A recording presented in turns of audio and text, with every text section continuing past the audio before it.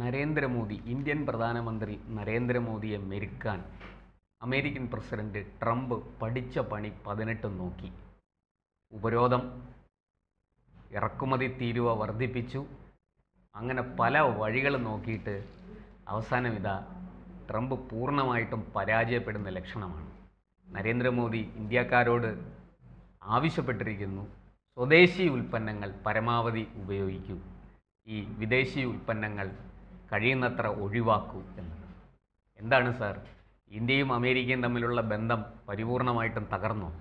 അല്ല, ട്രംപ് വിചാരിച്ചിരിക്കുന്നത് ഇന്ത്യ പഴയ ഇന്ത്യ തന്നെയാണെന്നാണ്. ഇതിനകത്ത് ഒരു 10 വർഷത്തിനിടയ്ക്കുണ്ടായ മാറ്റത്തെക്കുറിച്ചൊന്നും അദ്ദേഹം മനസ്സിലാക്കിയില്ലയോ എന്നൊരു സംശയം. നമ്മൾ ലോക സമ്പദ് വ്യവസ്ഥയിൽ 4ാമത് നിൽക്കുകയാണ് അല്ലേ?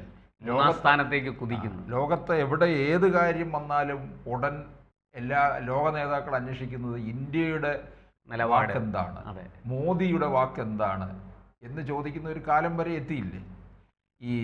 ഇപ്പം നമ്മുടെ അടുക്കലെ ട്രംപ് ചില ശാഠ്യങ്ങൾ പുലർത്തിയിരിക്കുകയാണ്. അവരുടെ കാൽച്ചുവട്ടിൽ നിൽക്കണം എന്നുള്ള മട്ടിലാണ്.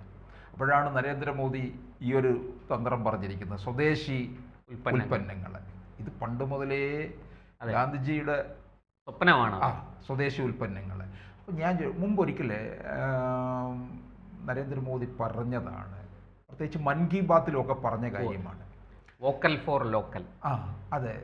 എന്നിട്ട് ഈ ചൈനയിൽ നിന്നൊക്കെയുള്ള ഈ കളിപ്പാട്ടങ്ങളൊക്കെ നമുക്കിതിവിടെ ഉൽപ്പാദിപ്പിക്കാമല്ലോ എന്ന് നരേന്ദ്രമോദി പറയുകയുണ്ടായി. ഈ പല കാര്യങ്ങളും പ്രകൃതിയിലുള്ള വസ്തുക്കൾ ഉപയോഗിച്ചുകൊണ്ട്. എന്നിട്ട് ഇന്ത്യയിൽ അങ്ങനെ കളിപ്പാട്ടം ഉൽപ്പാദിപ്പിക്കുന്ന ഏതോ ഒരു ഗ്രാമീണരെ ഈ മൻ കി ബാത്തിൽ അദ്ദേഹം പരിചയപ്പെടുത്തുകയും ചെയ്തു. എനിക്കത് ഏത് സംസ്ഥാനത്തു നിന്നാണ് എനിക്ക് ഓർമ്മയില്ല. അത് വളരെ അവർ ഒരു കുടിൽ വ്യവസായമായിട്ട് ഇങ്ങനെ വളർത്തിക്കൊണ്ടിരിക്കുകയാണ്. അവർക്ക് വേണ്ട വരുമാനം അവർക്ക് ലഭിക്കുന്നുമുണ്ട്. എന്തുകൊണ്ട് നമ്മുടെ രാജ്യത്ത് ഇത് വ്യാപിപ്പിച്ചുകൂടാ? ഇത് ഒരു കാര്യം, ഇതുപോലെ നിരവധി കാര്യങ്ങളുണ്ട്. അല്ല സാർ, ഇപ്പോൾ സാറ് പറഞ്ഞതിന് നരേന്ദ്രമോദി 2014 അധികാരത്തിൽ വരുമ്പോൾ നമ്മൾ കളിപ്പാട്ടം, നമ്മുടെ ഇന്ത്യയിലെ കളിപ്പാട്ട വ്യവസായത്തിലെ ഏതാണ്ട് 80% ചൈനയിൽ നിന്ന് ഇറക്കുമതി ചെയ്യുന്നതായിരുന്നു. ഇപ്പോഴതിൻ്റെ അവസ്ഥ എന്താണെന്ന് അറിയാമോ? 20% അത് കുറഞ്ഞിരിക്കുകയാണ്. ചൈനയിൽ നിന്നുള്ള ഇറക്കുമതി 20% കുറഞ്ഞു. ബാക്കി 80% നമ്മൾ സ്വദേശത്ത് തന്നെ നിർമ്മിച്ചെടുക്കുന്നവയാണ്. അപ്പൊ ആ പറഞ്ഞത് വളരെ ഫലവത്തായി ഫലവത്താക്കി എന്ന് പറഞ്ഞാൽ മതിയല്ലോ. അതാണ് ഇത് കളിപ്പാട്ട ഉൽപ്പന്നങ്ങളുടെ കാര്യത്തിൽ ഇതുപോലെ നിരവധി കാര്യങ്ങളുണ്ട്. കാർഷിക കാര്യങ്ങളായാലും മറ്റ് തുണി വ്യവസായം, അതുപോലെ ആരോഗ്യ മേഖല ഒക്കെ. നമ്മളിപ്പോൾ എല്ലാവരും കേൾക്കുമ്പോൾ ചിരിക്കും. ആയുഷ് എന്ന് പറഞ്ഞ ഒരു വകുപ്പ് രൂപീകരിച്ചപ്പോൾ IMA ഒക്കെ വലിയ ബഹളമായിട്ടാണ് വന്നത്. ഈ ആയുർവേദവും ഹോമിയോയും അങ്ങനെയുള്ള പരമ്പരാഗത ചികിത്സാ രീതികൾ, സിദ്ധവൈദ്യവും ഒക്കെ കൂട്ടിക്കുഴയ്ക്കുന്നു എന്ന് പറഞ്ഞു. പക്ഷേ അതിലൂടെ ഉണ്ടാക്കാൻ സാധിക്കുന്ന, ഒന്ന്, ജനങ്ങളുടെ ആരോഗ്യം നിലനിർത്താൻ സാധിക്കും. 2, അതിലൂടെ നമ്മൾ തദ്ദേശീയമായിട്ട് നമ്മുടെ നാട്ടിലെ ആൾക്കാർക്ക് ഉണ്ടാകുന്ന ബെനിഫിറ്റ്, അവർക്കുണ്ടാകുന്ന വളർച്ച, സാമ്പത്തികമായ വളർച്ച, അതൊക്കെ പരിഗണിക്കുമ്പോൾ അതൊരു വലിയ ചുവടുവയ്പ്പായിരുന്നു ഇന്ത്യ ഗവൺമെൻറ് നടത്തിയത്. ഈ ഗാർഹിക ഉപകരണങ്ങളിൽ ഇതുപോലെ സ്വദേശി ഉൽപ്പന്നങ്ങൾ ഉപയോഗിക്കാം. അതെ, ഇപ്പം നമുക്ക് ആവശ്യമായ വസ്തുക്കൾ ഇവിടെ ഉണ്ട്, പ്രകൃതി വസ്തുക്കളൊക്കെ ഉണ്ട്. അപ്പോൾ ഇതൊക്കെ നമ്മൾ എന്തിനാ മറ്റുള്ളിടം തേടി പോകുന്നത്? അപൂർവങ്ങളിൽ അപൂർവമായിട്ടുള്ളത് നമുക്ക് വാങ്ങാം. ചിലതൊക്കെ നമുക്ക് നമ്മുടെ രാജ്യത്ത് എത്ര ശ്രമിച്ചാലും കിട്ടില്ല. എനിക്ക് തോന്നുന്നു ഈ കളിപ്പാട്ടം തന്നെ ഇപ്പൊ ഇത്രത്തോളം പ്രാവർത്തികമായപ്പോൾ ഇവിടെ നിന്ന് ഇറക്കുമതി നടത്താം അല്ലേ? കയറ്റുമതിയിലേക്ക് പോകാവുന്നതാണ്. അപ്പൊ അത് ഇതെല്ലാ കാര്യത്തിലും കൊണ്ടുവരാൻ കഴിയുന്നതാണ്. അല്ല, ഭക്ഷ്യധാന്യങ്ങളുടെയൊക്കെ കാര്യത്തിൽ നമ്മൾ സ്വയം പര്യാപ്തരാണ്. വാസ്തവത്തിൽ നമുക്ക് ഈ വിദേശത്തുനിന്ന് ഒരു സാധനങ്ങളും ഭക്ഷ്യവസ്തുക്കളും ഇറക്കുമതി ചെയ്യേണ്ട ആവശ്യമില്ല വാസ്തവത്തിൽ. പക്ഷേ ഈ പറഞ്ഞ പോലെ മാറിയ ഒരു ലോകക്രമത്തിൽ നമ്മൾ ചില രാജ്യങ്ങളുമായിട്ട് ചില കരാറുകളിൽ ഏർപ്പെടുമ്പോൾ അങ്ങോട്ടും ഇങ്ങോട്ടും, ഇവിടുന്ന് അങ്ങോട്ട് നമ്മൾ ചില സാധനങ്ങൾ കയറ്റുമതി ചെയ്യുമ്പോൾ അവിടുന്ന് ഇത്ര ശതമാനമെങ്കിലും ഇറക്കുമതി ചെയ്യണം, നമ്മുടെ ആവശ്യത്തിൻ്റെ ഇത്ര ശതമാനം. അതിലും എല്ലാം അപ്പുറത്ത് നമുക്കൊരു കാര്യം ഇപ്പോൾ നേരിട്ടറിയാവുന്നത്, റഷ്യയിൽ നിന്ന് ക്രൂഡ് ഓയിൽ വാങ്ങുന്നു ഇന്ത്യ. വാങ്ങിയിട്ട് അതിവിടെ പ്രോസസ്സ് ചെയ്ത് അതിനെ പെട്രോളും ഡീസലും കെറോസിനും ഒക്കെ ആയിട്ട് മാറ്റി അത് വിൽക്കുന്നു. യൂറോപ്പ് അടക്കമുള്ള രാഷ്ട്രങ്ങളിലേക്ക് അത് കയറ്റി അയക്കുന്നു. നോക്കണേ, എണ്ണ ഉൽപ്പാദിപ്പിക്കാത്തൊരു രാജ്യം. നമ്മുടെ എക്കോണമി ഡെഡ് ആണെന്ന് പറഞ്ഞ ട്രംപിൻ്റെയും ഈ രാഹുലിൻ്റെയും ഒക്കെ തലയ്ക്ക് തളം വെക്കണ്ടേ? റഷ്യയിൽ നിന്ന് ക്രൂഡ് ഓയിൽ വാങ്ങിച്ച് പ്രോസസ്സ് ചെയ്ത് അത് പെട്രോളും പിന്നെ ഡീസലും ഒക്കെ ആയിട്ട് നമ്മൾ വിൽക്കുകയാണ് മറ്റ് രാജ്യങ്ങൾക്ക്, പല രാജ്യങ്ങൾക്കും. അപ്പോൾ ഇത്രയേറെ നമ്മുടെ സമ്പദ് വ്യവസ്ഥ അതിവേഗത്തിൽ ചലിച്ചുകൊണ്ടിരിക്കുമ്പോഴാണ് ഈ പിന്നെ ഉപരോധമെന്നും ഇറക്കുമതി തീരുവ കൂട്ടുന്നു എന്നൊക്കെ പറഞ്ഞ് ഉമ്മാക്കി കാണിച്ച് ട്രംപ് രംഗത്ത് വരുന്നത്. അല്ല, നമ്മൾ ഈ ചില രാജ്യങ്ങളുമായിട്ട് ബന്ധം സ്ഥാപിക്കരുത് എന്നൊക്കെ പറയാൻ ട്രംപിന് എന്താണ് അധികാരം? അവരുമായിട്ട് ബന്ധം ഉണ്ടാകാൻ പാടില്ല, ഇന്ന രാജ്യവുമായിട്ട് സൗഹാർദ്ദമാകാൻ പാടുള്ളൂ എന്നൊന്നും പറയാൻ പറ്റത്തില്ലല്ലോ.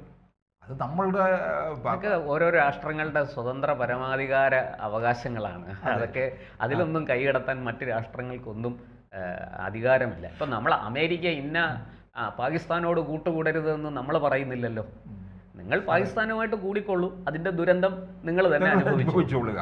അതെ, പക്ഷെ അവരുമായി ചേർന്നുകൊണ്ട് നമ്മളുടെ മേൽ അല്ല. ഇപ്പോൾ ട്രംപ് ഇപ്പോൾ പറയുന്നത് പാകിസ്ഥാനിൽ വലിയ എണ്ണ നിക്ഷേപം ഉണ്ടെന്നാണ് പറയുന്നത്. അത് പാകിസ്ഥാന് തന്നെ അത് വിശ്വസിക്കാൻ ബുദ്ധിമുട്ടുണ്ട്. അല്ല, അവർ അങ്ങനെയുള്ള പ്രകൃതി ഉൽപ്പന്നങ്ങളിലോ അവരുടെ പിന്നെ പ്രകൃതി നൽകിയിട്ടുള്ള കാര്യങ്ങളിലോ ഒന്നും ആയിരുന്നില്ല അവരുടെ ശ്രദ്ധ. അത് അവര് മറ്റുള്ളവരെ തകർക്കുക എന്നുള്ള മാന്തുന്ന സ്വഭാവം പോലെ ചൊറഞ്ഞോണ്ടിരിക്കുകയായിരുന്നു ഇന്ത്യ. അവർക്ക് ഒറ്റ തൊഴിലേ ഉള്ളെന്നുള്ളത് നമ്മൾ എല്ലാ വീഡിയോകളിലും പറഞ്ഞിട്ടുള്ളതാണ്. ആ തീവ്രവാദം, ഇന്ത്യ വിരുദ്ധത. ഇപ്പൊ ഈ അമേരിക്കയുമായിട്ട് നമ്മളൊരു വലിയ ബന്ധം നിലനിർത്തിക്കൊണ്ട് വരികയായിരുന്നു. പിന്നെ ഇതിനകത്തൊരു ഇടിവ് അത് അവർക്ക് വേണ്ടെങ്കിൽ വേണ്ട, അല്ലാതെ എന്ത് ചെയ്യാനാ? എന്തായാലും മോദി പറഞ്ഞു നമ്മൾ സ്വന്തം കാലിൽ നിൽക്കാൻ പ്രാപ്തരാണ്. ഇന്ത്യയുടെ ഭരണാധികാരിയാണ് പറയുന്നത്.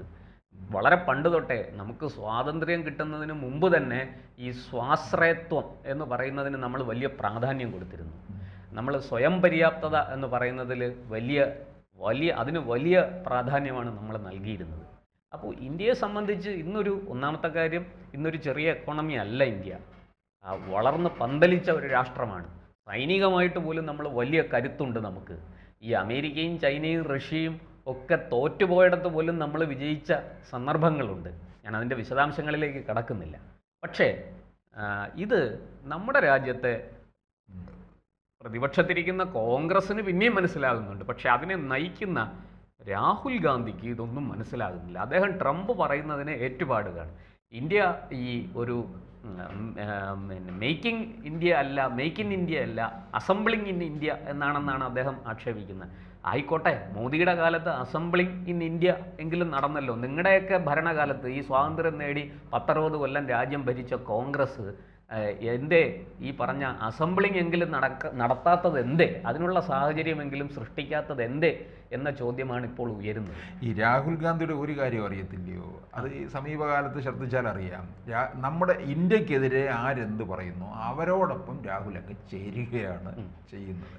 തരൂർ പറഞ്ഞ വേറൊരു കാര്യം കൂടി ഞാനിപ്പോൾ ചേർത്ത് പറയാം. അതായത് തരൂർ രാഹുൽ ഗാന്ധിയെക്കുറിച്ച് പറഞ്ഞത് രാഷ്ട്രീയവും ചരിത്രവും ഒന്നും അറിയത്തില്ല.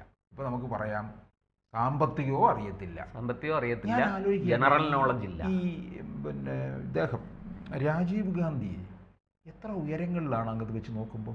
തീർച്ചയായിട്ടും രാജീവ് ഗാന്ധി പ്രധാനമന്ത്രി ആകുമ്പോഴേ അന്ന് എല്ലാവരും പറഞ്ഞു, ഈ വിമാനം പറത്തിക്കൊണ്ട് നടക്കുന്ന പയ്യനെയാണോ രാജ്യം ഏൽപ്പിക്കുന്നതെന്നൊക്കെ ചോദിച്ചു. പക്ഷേ അധികാരത്തിൽ വന്നപ്പോഴത്തേനങ്ങ് മാറി. ഈ നമ്മുടെ IT ഒരു വലിയ കുതിപ്പുണ്ടാക്കിയത് രാജീവ് ഗാന്ധിയുടെ കാലത്താണെന്ന് പറയുന്നു. പക്ഷേ ശരിയായിരിക്കാം. നമ്മളപ്പോഴത്തെ IT അത്രയും കാര്യങ്ങൾ വിലയിരുത്താൻ തക്കവണ്ണം ആളായിട്ടില്ല എന്നുള്ളതാണ്. അപ്പോൾ അതിൻ്റെ ഒരു അംശം പോലും ഈ പയ്യനില്ല എന്നുള്ളതാണ്.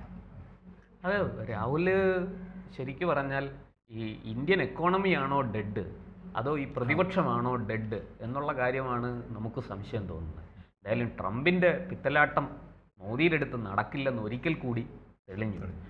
ട്രംപ് ആദ്യമേ പറഞ്ഞു, my friend, he's my friend but A tough negotiator. ഒരു വേൾഡ് ലീഡറൊക്കെയാണ് മോഡി, പക്ഷേ ടഫ് നെഗോഷിയേറ്ററാണ്. അദ്ദേഹത്തിനോട് നെഗോഷിയേറ്റ് ചെയ്യാൻ സാധിക്കില്ല. അദ്ദേഹത്തിന് നമുക്ക് വിലപേശി എന്തെങ്കിലും ഒരു കാര്യത്തിൽ അദ്ദേഹത്തിനോട് വിലപേശി കാര്യം സാധിക്കാമെന്ന് വെച്ചാൽ അത് സാധിക്കില്ല എന്ന് ട്രംപ് ആദ്യമേ തന്നെ പറഞ്ഞു. ആ ട്രംപിന് ഇപ്പോൾ കൂടുതൽ വ്യക്തമായി നരേന്ദ്രമോദി ഒരു മികച്ച നയതന്ത്രജ്ഞനും ഭരണാധികാരിയും കൂടിയാണ്. ഈ പറഞ്ഞതുപോലെ അമേരിക്കയുടെ വിരട്ടലും സമ്മർദ്ദവും ഭീഷണിയും ഒന്നും മോഡിയുടെ അടുത്ത് വിലപ്പോകില്ല എന്ന് ഒരിക്കൽ കൂടി തെളിഞ്ഞിരിക്കുകയാണ്.